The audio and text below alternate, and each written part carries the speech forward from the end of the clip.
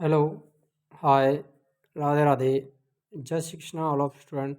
मैं विश्वेंद्र पोद्दार आप सभी का आपके अपने YouTube channel Lohagarh Bajrang classes में हार्दिक स्वागत करता हूं। मेरे प्यारे विद्यार्थियों, आज के वीडियो में हम आपके लिए इंडियन हिस्ट्री के अंतर्गत जो हमारी क्लासेस चल रही हैं प्राचीन भारतीय इतिहास के अंतर्गत, उसके अंतर्गत आज हम एक नए टॉपिक के साथ आपके साथ रूबरू होने वाले हैं। आज का नया टॉपिक है शक, यानी जो यूनानी आक्रमणकारी जो शक आए थे भारत में, उनके बारे में आपको बताने जा रहे हैं।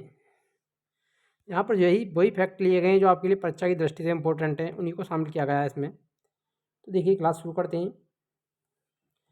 यूनानियों के बाद भारत में आने वाले शक थे। यही यूनानियों के बाद भारत में कौन आए थे? शक आए थे। शकों की 5 शाखाएँ थीं। शकों की कितनी 5 शाखाएँ बताई गई हैं? 5 शाखाएँ बताई गई थी। कितनी बताई गई थी? 5। और हर शाखा की राजधानी भारत और अफगानिस्तान में अलग अलग भागों में थी। यानी इनकी दोनों शकों की राजधानी भी शाखाएँ थी 5, और उनकी राजधानी भारत और अफगानिस्तान में अलग अलग भागों में थी। पहली शाखा की बात करें तो अफगानिस्तान, पहली शाखा कहाँ पर थी? अफगानिस्तान में। दूसरी शाखा ने पंजाब, राजधानी तक्षशिला। दूसरी शाखा की राजधानी क्या थी? पंजाब ने राजधानी बनाई तक्षशिला। तीसरी शाखा ने मथुरा, चौथी शाखा ने पश्चिमी भारत, और पांचवी शाखा ने ऊपरी दक्कन पर प्रभुत्व स्थापित किया था। प्रथम शक शासक की बात करें, शक राजा की बात करें तो वो थे मोह। कौन था? मोह था। इंपॉर्टेंट है ये ध्यान में रखना है। प्रथम शक शासक कौन थे? मोह थे। आगे देखिए, शक मूलतः मध्य एशिया के निवासी थे। कहाँ के निवासी थे? मध्य एशिया के निवासी थे, और चारागाह की खोज में भारत आए थे। शक कहाँ के निवासी माने जाते हैं? मध्य एशिया के। 58 ईसा पूर्व में उज्जैन के एक स्थानीय राजा ने शकों को पराजित करके बाहर खदेड़ दिया था। कब? 58 ईसा पूर्व में। कहाँ के राजा थे? उज्जैन के राजा थे। विक्रमादित्य की उपाधि धारण की, यानी शकों को उसने पराजित किया था। उसके बाद उसने एक उपाधि धारण की थी विक्रमादित्य, जो आगे चलकर बहुत प्रसिद्ध उपाधि हो गई थी। ये भी आपको ध्यान में रखना है। विक्रमादित्य की उपाधि उसने धारण की थी। शकों पर विजय के उपलक्ष्य में 58 ईसा पूर्व में एक नया संवत विक्रम संवत के नाम से प्रारंभ हुआ था। विक्रम संवत कब प्रारंभ हुआ था? 58 ईसा पूर्व में।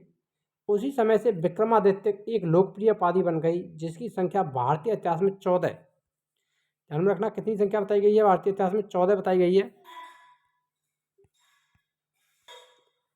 तक पहुंच गई। गुप्त सम्राट चंद्रगुप्त द्वितीय, ये गुप्त शासक थे चंद्रगुप्त द्वितीय, सबसे अधिक विख्यात विक्रमादित्य था। विक्रमादित्य की जो उपाधि धारण की थी उनमें सबसे अधिक प्रसिद्ध रहा था चंद्रगुप्त द्वितीय। शकों की अन्य शाखाओं की तुलना में दक्षिण भारत में प्रभुत्व स्थापित करने वाली शाखा ने सबसे लंबे अरसे तक शासन किया। लगभग 4 शताब्दियों तक उसने शासन किया था। गुजरात में चल रहे समुद्री व्यापार से यह शाखा काफी लाभान्वित हुई, और भारी संख्या में चांदी के सिक्के जारी किए थे। शकों का सबसे प्रतापी शासक की बात करें, यहाँ से क्वेश्चन बनते हैं। मोस्ट इंपोर्टेंट फैक्ट है यहाँ पर जो दिए गए हैं, यहाँ से अधिकांश क्वेश्चन पूछे जाते हैं रुद्रदामन के बारे में। शकों का सबसे प्रतापी शासक रुद्रदामन प्रथम था, जिसका शासनकाल 130 से 150 ईस्वी गुजरात के बड़े भाग पर था।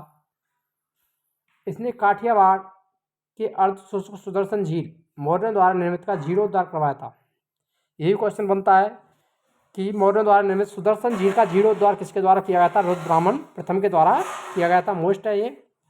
रुद्रदामन संस्कृत का बड़ा प्रेमी था। उसने यही सबसे पहले विशुद्ध संस्कृत भाषा में लम्मा अभिलेख गिरनार अभिलेख जारी किया था। उनका अभिलेख गिरनार अभिलेख, रुद्रदामन का गिरनार अभिलेख।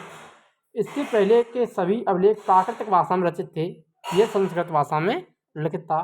भारत में शक राजा अपने छत्रप को छत्रप कहते थे। ये भी ध्यान रखना, शक राजा अपने को क्या कहते थे? छत्रप। अगर वीडियो अच्छी लगी हो तो वीडियो लाइक करें, शेयर करें और कमेंट करें। आपको वीडियो कैसी लगी? मिलते हैं नेक्स्ट वीडियो में, तब तक के लिए जय हिंद, राधे राधे।